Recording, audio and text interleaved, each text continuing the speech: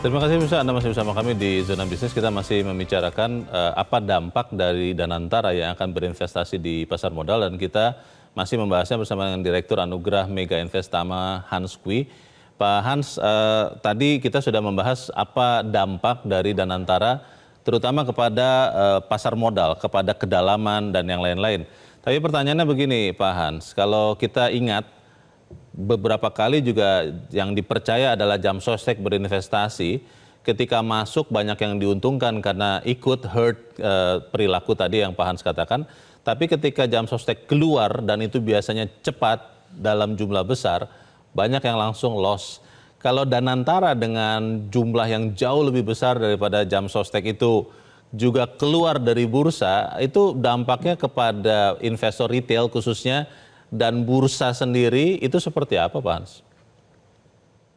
Ya, tentu namanya pasar naik dan turun ya. Jadi kalau ada yang masuk harga bisa naik, ada yang keluar harga bisa turun. Jadi tentu juga pasti sangat mempengaruhi pasar gitu. Jadi kita harus melihat dulu nanti peran Danantara ini seperti apa. Kalau dia berperan sebagai market maker, tentu dia tidak akan mudah masuk keluar pasar karena ada komitmen untuk menjaga likuiditas. Tetapi kalau Danantara hanya masuk sebagai investor ya Iya. atau mengoptimalkan transaksi dengan bertrading dan keluar pasar ketika dia melihat opportunity, dan itu merupakan bagian dari risiko pasar ya. Jadi harusnya pelaku pasar dalam negeri sangat memahami hal tersebut. Ya, harga naik turun itu biasa, yang berbahaya sekali kalau likuiditas di pasar itu hilang atau mengering. Iya. Itu yang sangat berbahaya. Ada yang melihat resiko dari masuknya Danantara ini ke bursa, Pak Hans, adalah mereka mengatakan jaminan implisit, katanya seperti itu. Karena Danantara ini adalah pemerintah, maka saham apapun atau obligasi dari perusahaan apapun itu nanti bisa dianggap bahwa ketika Danantara berinvestasi di situ, artinya negara menjamin perusahaan itu, bisa dianggap seperti itu. Dan ini juga berbahaya. Menurut Anda seperti apa?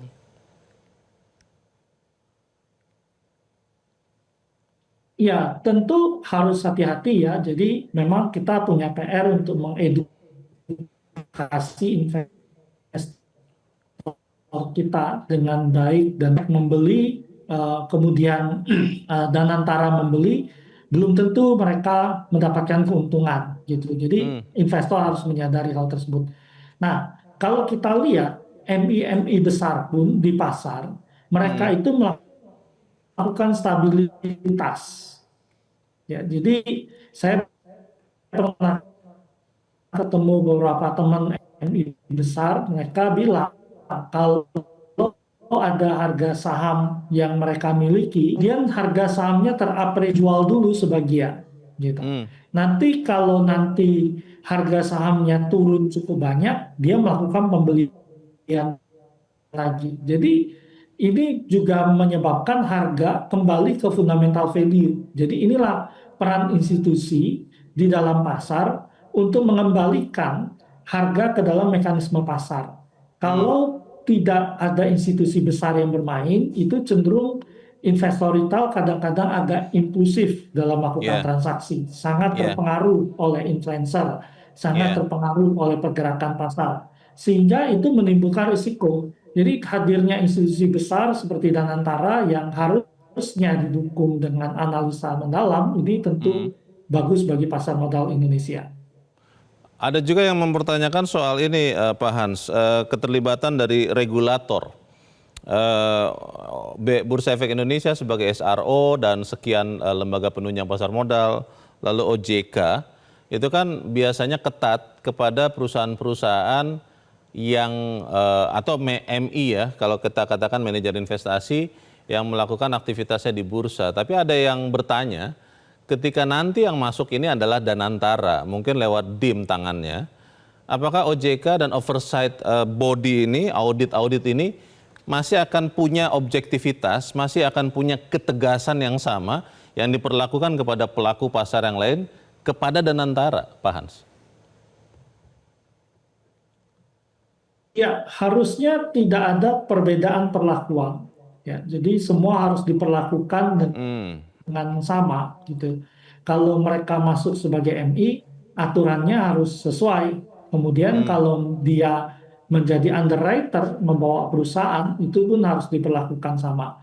Nah, memang kalau beberapa tahun yang lalu, otoritas bursa kita waktu itu kan waktu IPO ngejarnya kuantitas dulu. Sekarang nampaknya mereka mulai mengejar kualitas. hmm. Sehingga dia akan melihat dengan seksama ya, kalau perusahaannya masuk bagus, Ya. baru lebih mudah di ACC. Ini yang ada perubahan yang terjadi di pasar.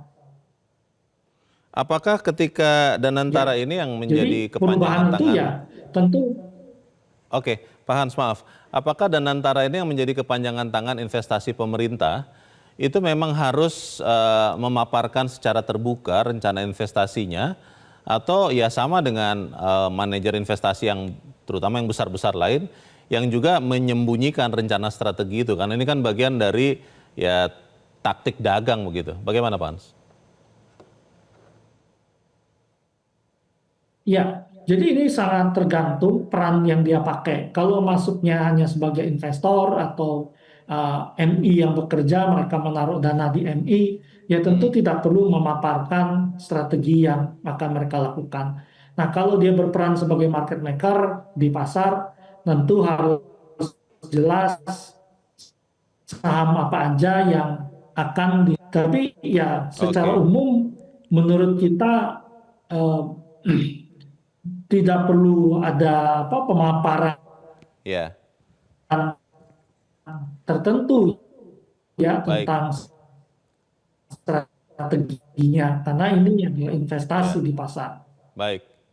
Kita sambut berarti sama-sama bagaimana Danantara masuk ke pasar modal Indonesia. Terima kasih Pak Hans Kui sudah mencerahkan kami. Selamat pagi Pak Hans. Jelajahi cara baru mendapatkan informasi. Download Metro TV Extend sekarang.